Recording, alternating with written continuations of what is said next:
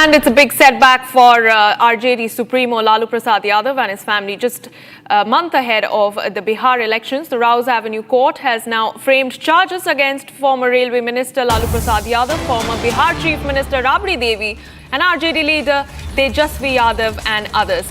This case pertains to alleged corruption in the tender of two IRCTC hotels in Ranchi and Puri.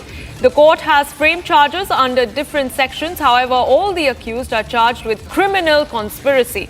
Lalu Prasad Yadav pleaded not guilty and he says that he will face the trial.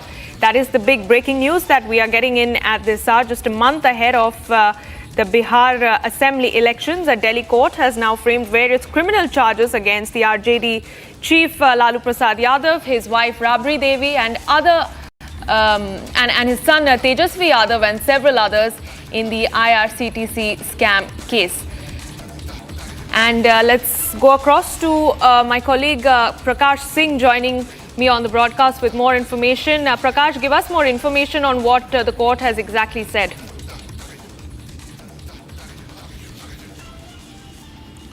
Well, it's a 17-year-old case, and the charges have been framed after 17 years by the Rouse Avenue Court in the IRCTC scam.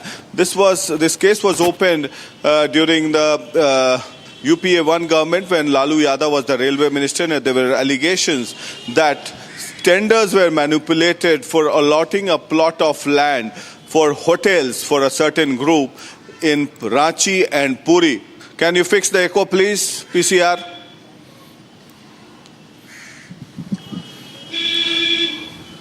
So the plot of land was allotted to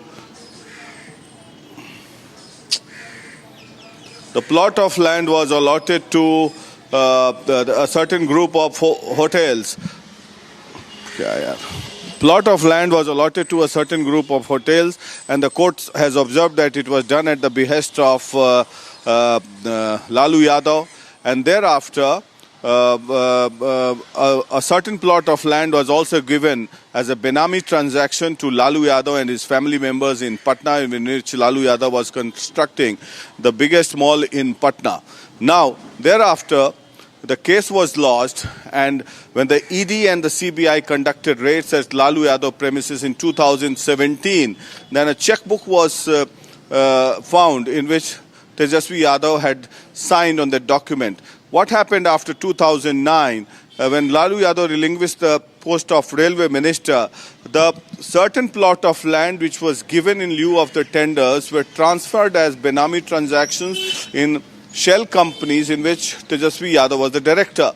And now the charges have been framed against Lalu Yadav as the main conspirator, along with several officers of the IRCTC, along with Rabri Devi, who is the beneficiary of the proceeds of the crime, as well as Tejashwi Yadav, along with 16 others. The charges have been framed. Now, the case will go on as a criminal conspiracy. Lalu Yadav will have to face trial. Lalu Yadav said in the court, in Rouse Avenue Court, that he is not guilty. He will face the trial. Obviously, it's a huge setback for Lalu Yadav and his family members. Personally, because now the case will go for trial and they will have to fight it out. But politically, it will not be a big issue as far as Bihar elections is concerned. It's just a perception battle, because for the past 35 years, corruption has been a big issue in Bihar as far as Lalu Yadav. But Lalu Yadav has gained from strength to strength in politics of Bihar, and now his son Tejashwi Yadav has donned the mantle of the leadership role within the RJD. So, yes, it's a huge setback.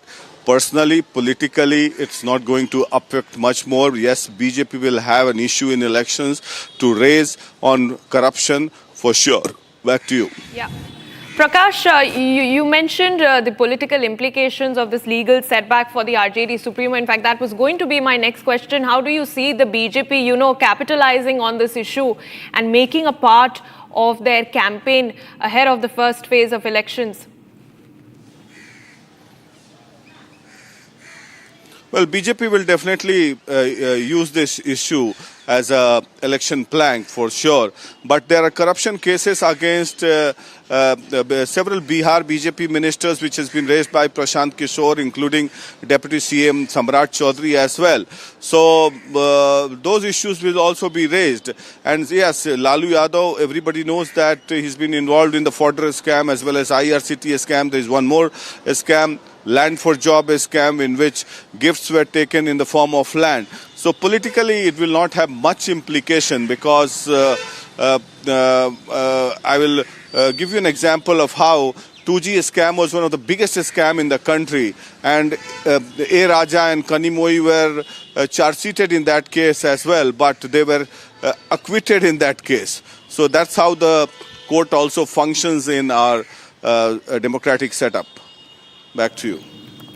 All right, Prakash, thank you for giving us those very crucial details. We're tracking very closely the fallout of this